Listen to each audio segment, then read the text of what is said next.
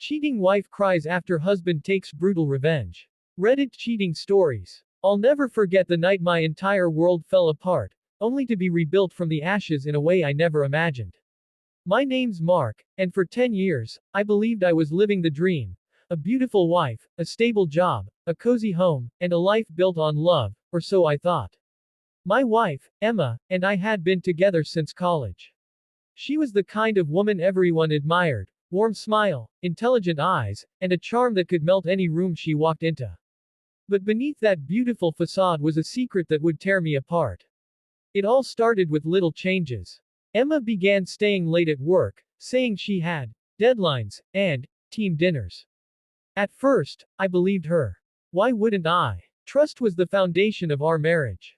But as the weeks passed, her laughter grew more distant, her eyes colder, and her phone became an extension of her hand, always locked, always turned face down. Something inside me whispered that the woman I loved wasn't the same anymore. One Friday night, she claimed she had a work event. I kissed her goodbye and told her to have fun. But when she left, that nagging feeling wouldn't leave me.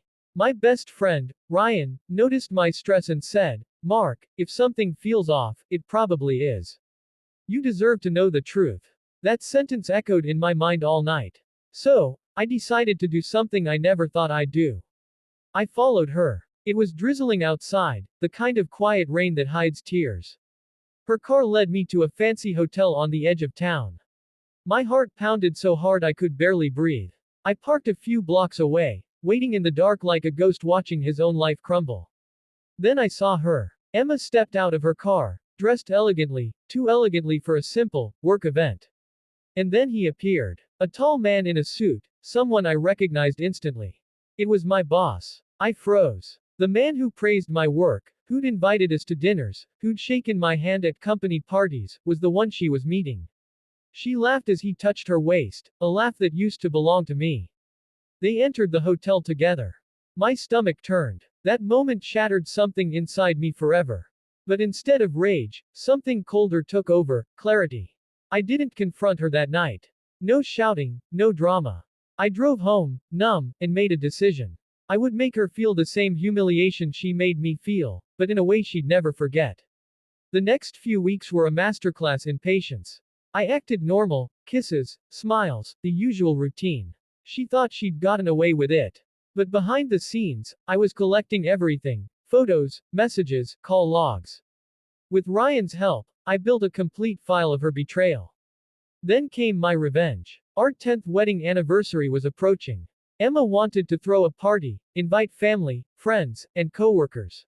Perfect. I told her it was a great idea. She looked at me with those guilty eyes, probably thinking the affair was invisible to me. I smiled. The night of the party arrived.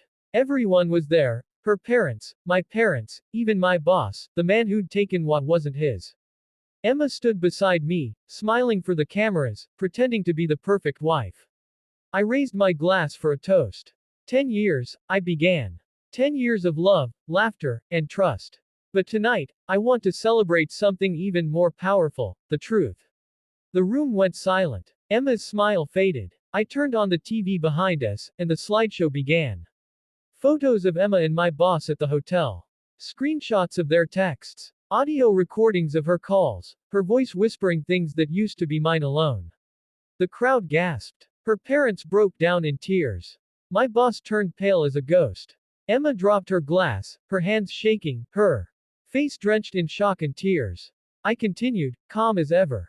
For 10 years, I gave my heart to someone who didn't value it. But tonight, I take it back. To everyone here, I'm sorry you had to witness this, but I refuse to live a lie any longer. Then I turned to Emma.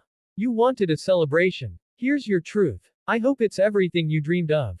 I walked out of that hall with my head high, leaving her standing in the ruins of her deception. The next few weeks were chaos. Emma tried calling, texting, even begging for forgiveness. She claimed it was a mistake, that she didn't mean for it to happen. But betrayal isn't an accident, it's a choice. And she chose it every time she lied to my face. I filed for divorce the next morning. She lost everything: our home, her reputation, and the respect of everyone she'd deceived. Even my boss faced consequences after I sent the evidence to corporate hour. He was fired for misconduct within a week. Months later, I found peace. I focused on rebuilding myself, mentally, emotionally, and spiritually. I started traveling, spending more time with friends, and even rediscovered old hobbies. The pain didn't disappear overnight, but each day it hurt a little less. One evening, as I watched the sunset from my new apartment, Emma called again. Against my better judgment, I answered. Her voice was soft, trembling. Mark, I'm so sorry. I lost everything because of my mistake. I took a deep breath and replied, No, Emma. You didn't lose everything. You gave it away. And with that, I ended the call, closing a chapter that once defined me but no longer controlled me. Today, I'm stronger than ever. I learned that betrayal can destroy you only if you let it. Sometimes, the best revenge isn't anger or chaos, it's moving on with grace and building a life so beautiful that those who hurt you can only watch from the distance, regretting what they threw away. Emma once cried because of what she lost. But I smiled, because I finally found myself. Moral of the story. Revenge doesn't always mean cruelty. Sometimes, the most brutal revenge is showing that you're unbreakable. When someone betrays you, don't beg for love, rise above it. Let their regret be their punishment, and your happiness be your victory.